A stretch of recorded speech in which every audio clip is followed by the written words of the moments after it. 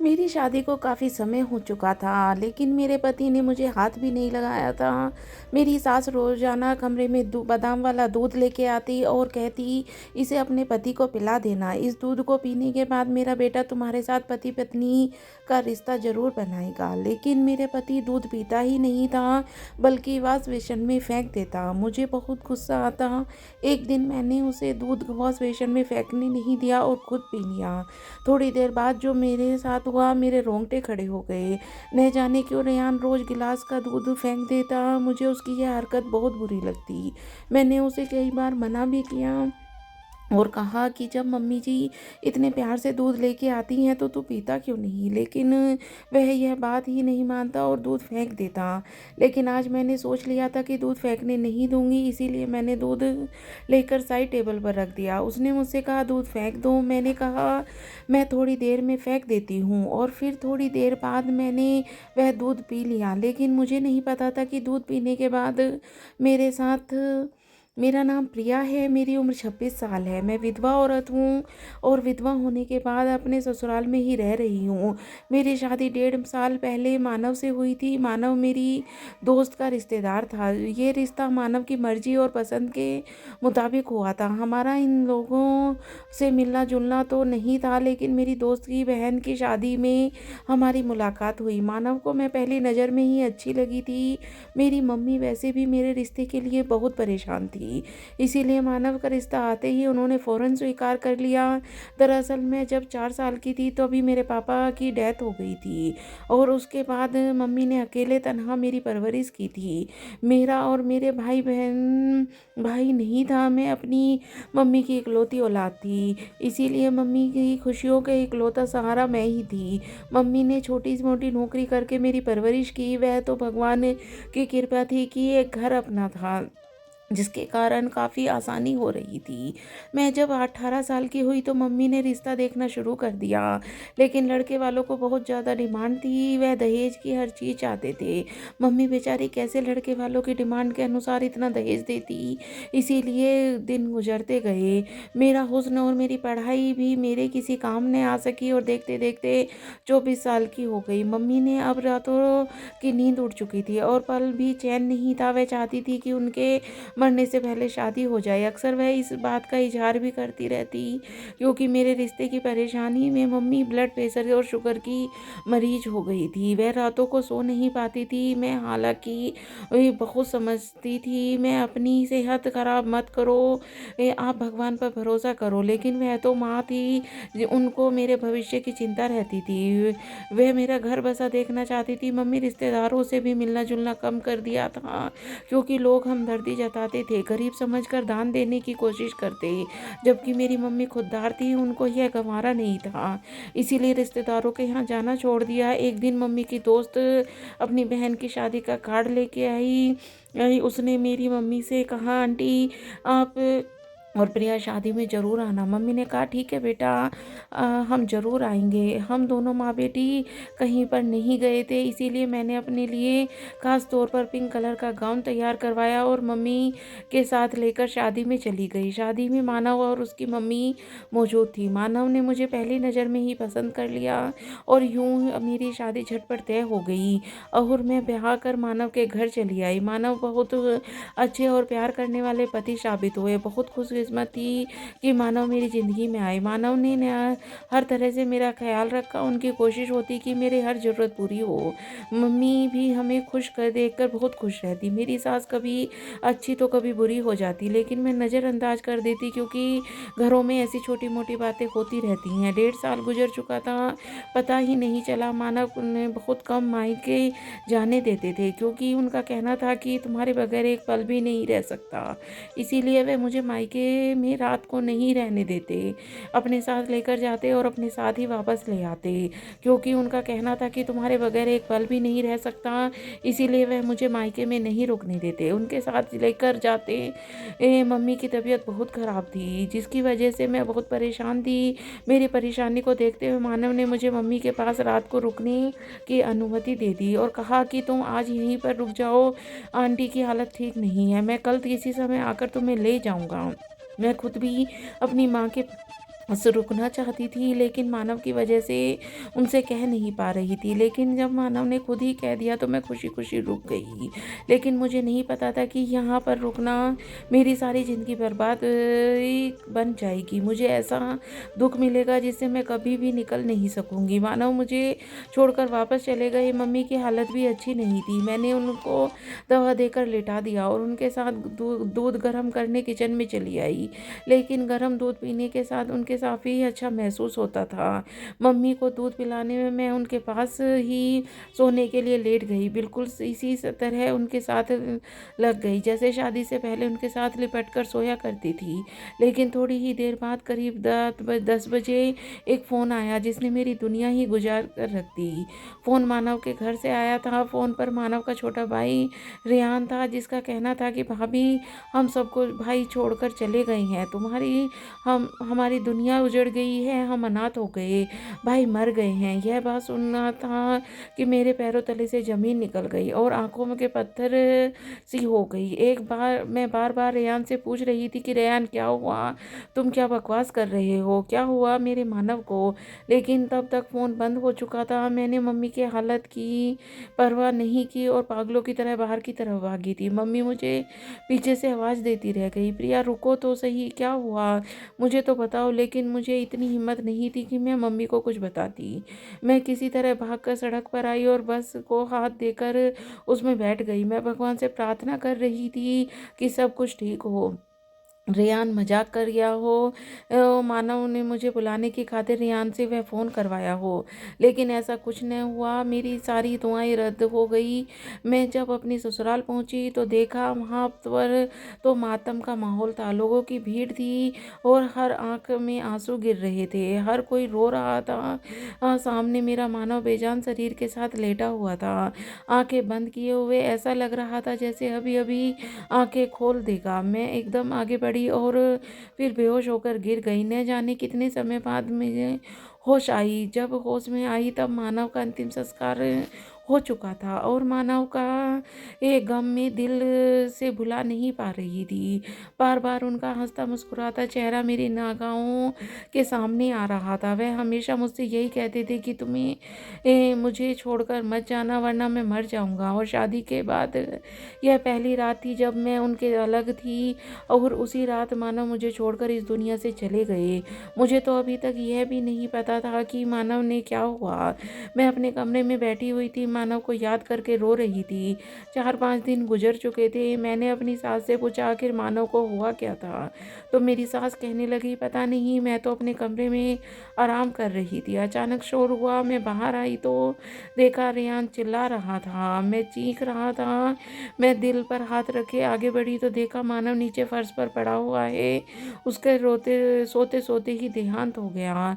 रेहान उसके कमरे में बाहर से गुजर रहा था। मानव की ज़मीन पर गिरे देखकर उसके पास चला गया, जिसकी वजह से उसे मानव की मौत का पता चला। मेरी सास रोते हुए कहने लगी, मैं खाली खाली निगाहों से उन्हें देखती रह गई। ऐसा लगने लगा जैसे मानव की मौत की मैं ही जिम्मेदार हूँ। अगर वह उस रात मानव के पास होती तो शायद वह इस तरह तड़प तड़प कर अपनी जान न देता। पता नहीं उसके साथ ऐसा क्या हुआ। कोई भी तो उसके पास उसकी मदद के लिए नहीं था। काश उस रात मैं उसके पास होती। अच्छा भला जवान स्मार्ट सेहतमंद मानव कैसे एकदम मौत की नींद सो सकता है। मेरे दिल की किसी की तरह चैन नहीं आ रहा था। मेरा तो कोई सहारा ही नहीं था। मानव की कोई निशानी भी नहीं थी जिसके साथ लगकर मेरा दिल बहल जाता। मानव को गए 2 महीने हो गए थे। मैं वापस अपनी माँ के घर जाना चाहती थी, लेकिन मेरी सास ने मुझे जाने नहीं दिया और कहने लगी, तुम मानव मेरे मानव की निशानी हो, तुमसे मुझे मानव की खुशबू आती है, तुम्हें वापस नहीं जाने दूंगी। इसीलिए मैं उनके पास ही रह गई। मम्मी ने जब पूछा तो मैंने उनका भी यही कहना था कि तुम्हारी अपनी मर्जी है। अगर तुम अपनी ससुराल रहना चाहो तो तुम्हें मुझे कोई ऐतराज़ नहीं है, लेकिन अगर तुम वापस आना चाहो तब भी मुझे कोई ऐतराज़ नहीं, बल्कि खुशी होगी। फिर मैंने ससुराल में रहने का ही फैसला लिया। लेकिन कुछ समय बाद मम्मी की हालत बहुत ख़राब हो गई। मैं वापस अपनी माँ के पास चली आई। अचानक एक दिन मेरी सास घर पर चली आई, मेरे साथ लगकर खूब रोने लगी। मेरे जख्म फिर से ताज़ा हो गए थे। कुछ देर बैठने के बाद उन्होंने अपने आने की वजह बताई, जिसे सुनकर मैं और मेरी मम्मी शॉक्ड रह गए। हम एक दूसरे की शक्ल देखते रहे। मेरी सास आने का कारण जानकर मम्मी खामोश हो गई और कहने लगी, मैं यह फैसला अकेले नहीं कर सकती, इसीलिए मुझे प्रिया से पूछना पड़ेगा। अगर प्रिया की मर्जी हुई तो मैं आपको हाँ में जवाब दे दूंगी, वरना फिर आप गुस्सा मत कीजिएगा। मेरी मम्मी ने नरमी से बात करके उन्हें समझा दिया। मेरी सास के जाने के बाद मम्मी ने मुझे इस रिश्ते के बारे में राय जानना चाहा तो मैंने साफ तौर पर मना कर दिया और कहा कि मैं मानव के साथ बेवफाई नहीं कर सकती। मुझे रेहान की शादी नहीं करनी है, इसीलिए आप रेहान की माँ से साफ साफ मना कर दीजिए। उस घर में मानव की दुल्हन बनकर गई थी और दोबारा उसी घर में रेहान की दुल्हन बनकर जाऊं, यह मुझे गवारा नहीं। मम्मी ने मेरा फैसला मेरी सास तक पहुंचा दिया, लेकिन मेरी सास तो यह इनकार जैसे दिल पर ले लिया और बिस्तर पर लग गई।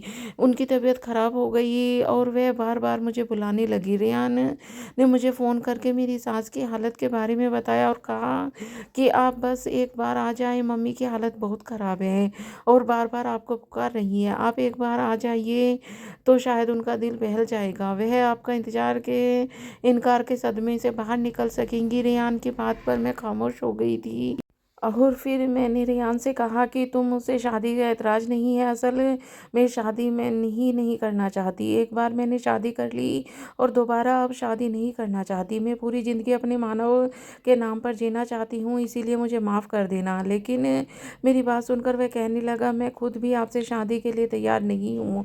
आप मेरे लिए बहुत ही सम्मान का स्थान रखती हैं। मैं हमेशा आपको अपनी भाभी को समझता हूँ, आपको इज्जत का सम्मान दिया है, इसीलिए मैं आपसे शादी के बारे में सोच भी नहीं सकता। मैंने माँ को भी मना कर दिया है, लेकिन वह नहीं मान रही।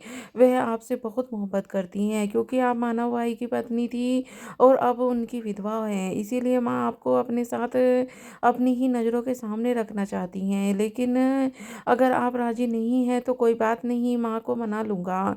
आप बस कभी कभी माँ के पास आ जाया करो। रेहान को यह कहकर फ़ोन रख दिया। मुझे भी तसल्ली हो गई, लेकिन मेरी सास किसी भी तरह नहीं मान रही थी। उनकी हालत भी नहीं संभल रही थी। आखिरकार मेरी मम्मी भी सास की साइड हो गई और मुझे पर प्रेशर करना शुरू कर दिया और कहा कि तुम रेहान से शादी कर लो, इस तरह मैं भी सुकून से मर सकूंगी। आखिर कब तक तुम विधवा के चोले में देखती रहूंगी? तुम मेरी इकलौती औलाद हो। मैं तुम्हें इस तरह सफ़ेद कपड़ों में देखकर अंदर ही अंदर कुढ़ती रहती हूँ। मैं चाहती हूँ कि अब तुम्हारी ज़िंदगी में भी बाहर आ जाए। जो किस्मत में होना था वह हो गया। मानव और तुम्हारा साथ यहीं तक था। अब तुम मानव का दिल से निकाल दो और अपनी ज़िंदगी की नई शुरुआत करो। अगर तुम अपनी ज़िंदगी को सेट हो जाओगी तो मैं भी सुकून से मर सकूंगी। मैंने कहा ठीक है, मैं तैयार हूँ। आप मेरी सास से हाँ कह दीजिए। जो फैसला इतने दिनों से नहीं हो पा रहा था वह एकदम अचानक कर दिया। माँ मेरे भी मेरे फैसले को सुनकर खुशी हुई और खुश रहने का आशीर्वाद देते हुए खुद रोने लगी। मैंने मम्मी को गले लगा कर उन्हें चुप कराया। मैं खुद भी अपने इस फैसले से एकदम हैरान हो गई थी, लेकिन कहीं ना कहीं एक सुकून यह भी था कि इस तरह मैं मानव के साथ जुड़ी रहूंगी। कल अगर मेरी माँ कहीं और मेरी शादी कर देगी तो मानव को इतनी आज़ादी से याद नहीं कर सकती जिस तरह उनके अपने घर में उनके छोटे भाई के सामने कर सकती थी। फिर वह घर मानव का था। उस घर में मानव की यादें जुड़ी थी। वह कमरा जिसमें मैंने मानव के साथ खूबसूरत पल गुजारे थे, वह कमरा मुझसे छिन जाता। लेकिन रेहान की शादी करने के बाद वह घर हमेशा हमेशा के लिए मेरा हो जाता और मानव से हमेशा जुड़ी रहती। यही सब सोचकर मैंने फैसला कर लिया और शादी के लिए हाँ कर दी। वह मिठाई लेकर मेरे पास चली आई और मेरा मुंह मीठा करवाया। मेरी सास ने बैठे बैठे 2 दिन बाद शादी की तारीख भी पक्की कर दी। मैं इतनी जल्दी तैयार नहीं थी, लेकिन मेरी सास कहने लगी शुभ काम में देरी नहीं। मैं नहीं चाहती कि मेरी बेटी अब मुझसे ज़्यादा दूर रहे। अपनी सास की इतनी मोहब्बत पर मैंने उनकी रजामंदी के आगे सर झुका लिया और 2 दिन बाद मेरी और रेहान की शादी बिल्कुल ही साधारण तरीके से हो गई। अब मैं रेहान के साथ विदा होकर ससुराल वापस आ गई। मुझे नहीं मालूम था कि रेहान इस रिश्ते पर राजी था या नहीं, लेकिन वह मुझे जरा चुप चुप लग रहा था। इससे पहले तो रेहान के साथ मैं कभी सहज थी ये रेहान भी मुझसे काफ़ी बात कर लिया करता था, लेकिन अब रिश्ता बदल गया था। इसीलिए कुछ अंदाज़ा नहीं था कि आगे हम एक दूसरे के साथ कैसे व्यवहार करने वाले हैं। इस घर में मेरी हैसियत तो एक बहू की थी, लेकिन अब मेरा कमरा बदल चुका था। पहले मैं मानव के कमरे में थी, अब मैं रेहान के कमरे में आ गई थी। आज की रात मेरी सुहागरात थी, लेकिन दिल में कोई उमंग नहीं थी, बल्कि अजीब लग रहा था। मुझे मानव याद आ रही थी और आंखों से आंसू हो रहे थे। थोड़ी देर बाद रेहान कमरे में आया तो मैं जल्दी से सिमट कर बैठ गई। रेहान मेरे करीब आकर बैठ गया। मैंने सोच लिया था कि रेहान से बात करूंगी, कि मुझे कुछ दिन का समय दे। इस रिश्ते को पहले दिल से स्वीकार करना चाहती थी, लेकिन उसने एक कसकर मेरा हाथ पकड़ लिया और मैं उसकी इस हरकत से दंग रह गई। मुझे उससे बिल्कुल भी यह उम्मीद नहीं थी कि वह इतनी जल्दी कैसे भाभी और देवर के रिश्ते को भूल सकता है। भले ही अब मैं उसकी पत्नी थी, लेकिन कल तक तो मैं उसकी भाभी थी। मैंने जल्दी से अपना हाथ रेहान के हाथ से छुड़ा लिया। रेहान कहने लगा, प्रिया, अब तुम मेरी पत्नी हो, तुम पर मेरा पूरा हक है, मुझसे यूं दूर मत जाओ। यह कहकर रेहान ने मेरे करीब आ गया। इससे पहले वह अपने पति होने का हक पूरा करता, एकदम ऐसा लगा जैसे उसको करंट लगा हो, और वह जल्दी से मुझसे दूर होकर बैठ गया। उसके चेहरे पर डर साफ दिखाई दे रहा था, जैसे उसने कोई भयानक चीज देख ली हो। उसकी आंखें फटी की फटी रह गई। मुझसे खुद से कहने लगा, आप बेड पर सो जाओ और सोफे पर सो जाता हूँ। मुझे भी इस बात पर कोई ऐतराज नहीं था, बल्कि मैं सुकून था, क्योंकि मैं खुद उससे बहुत झिझक महसूस कर रही थी। इसीलिए मैंने चुपचाप उठकर अपने कपड़े बदले और सोने के लिए लेट गई। मुझे यहाँ पर नींद नहीं आ रही थी। बार बार मानव का ख्याल दिमाग में छा रहा था। ऐसे लग रहा था जैसे मैंने मानव से बेवफाई की हो, वह मुझसे शिकायत कर रहे हो। मैं ख्यालों में या काफ़ी माफ़ी मांग रही थी। रेयांश तो न जाने कब सोफे पर सो चुका था, लेकिन मेरी आंखों में नींद कोसों दूर थी। फिर न जाने किस समय मेरी आंख लग गई। सुबह समय जब मैं कमरे से बाहर निकली तो मेरी सास ने मुझे गहरी नज़रों से देखते हुए खुश रहने का आशीर्वाद दिया। मैं खामोश नज़रों से उन्हें देखते रह गई।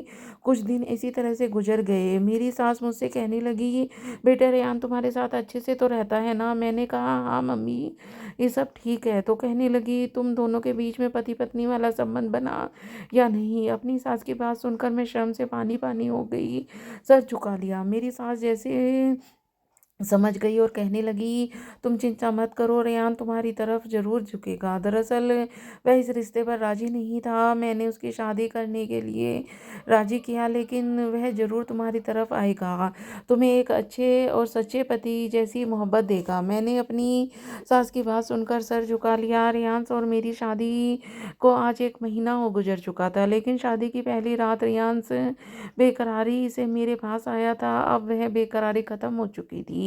अब रेहान मेरे करीब नहीं आता था, वह मुझसे दूर दूर रहता।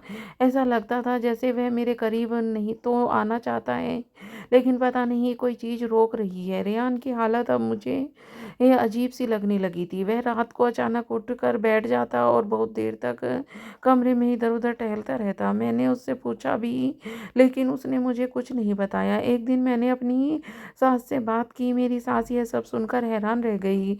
उन्होंने पूछा, क्या रेहान ने तुम्हें एक बार भी हाथ नहीं लगाया? तो मैंने सर झुका दिया। वह मेरी चुप्पी का मतलब समझ गई। मेरी सास भी परेशान हो चुकी थी।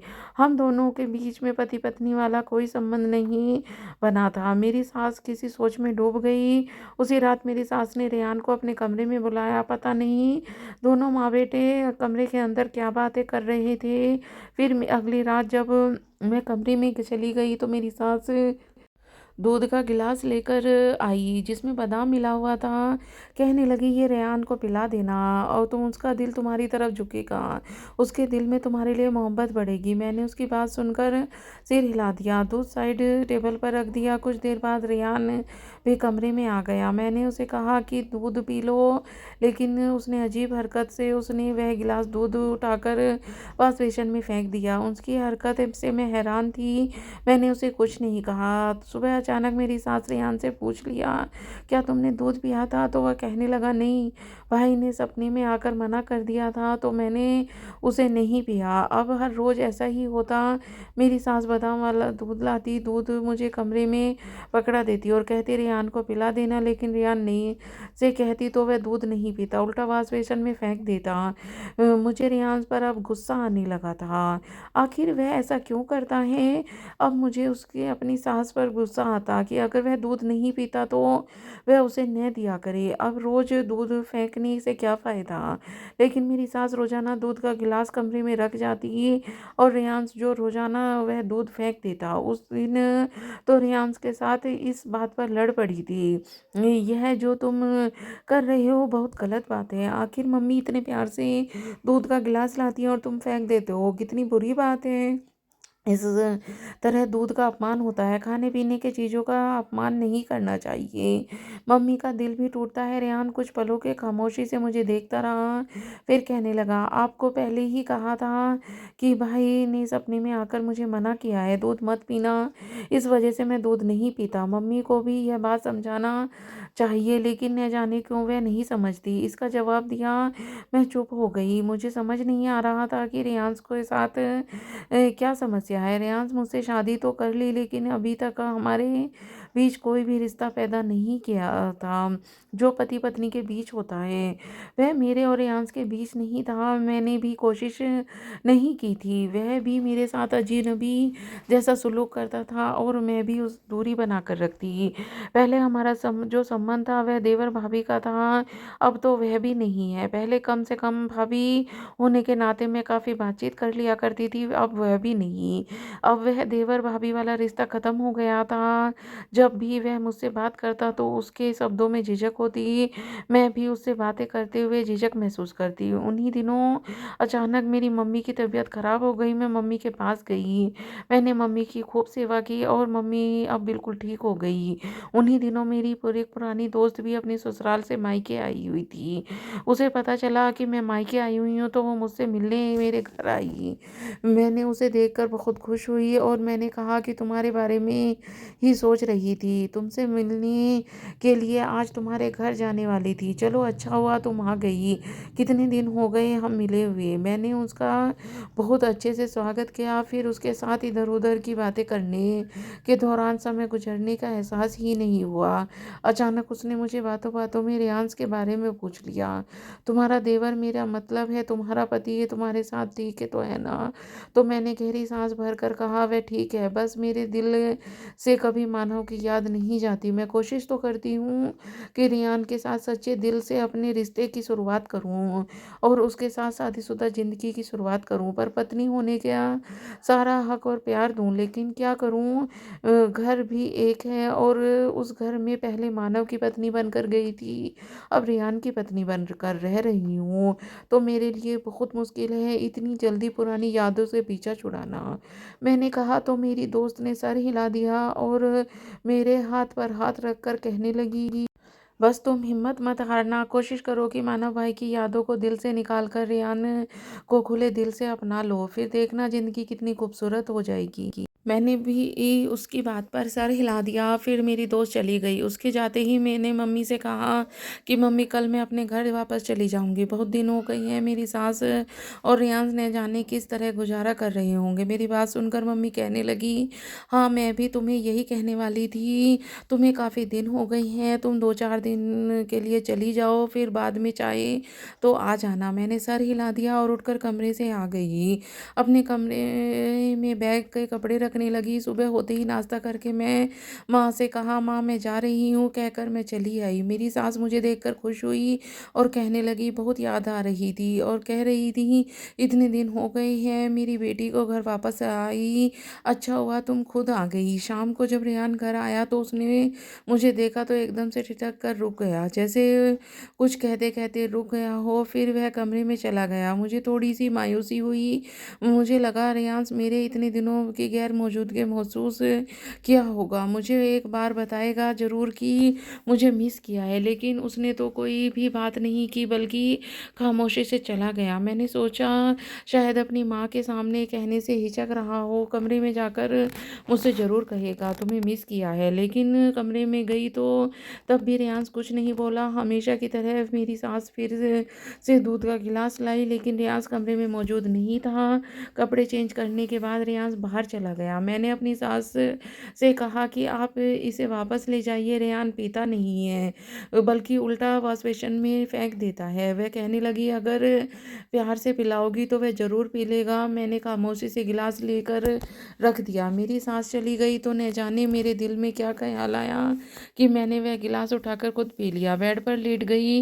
रेयांश का इंतजार करते करते मेरी आंखों में नींद आने लगी। अभी कुछ देर गुजरी थी कि अचानक मेरा मरा हुआ पति मानव दिखाई दिया। मानव कमरे में आए और वह मुझसे कह रहे थे कि अगर तुम्हें अपनी जान प्यारी है तो यहाँ से चली जाओ और यहाँ पर मत रहो, यहाँ तुम्हारी जान को खतरा है।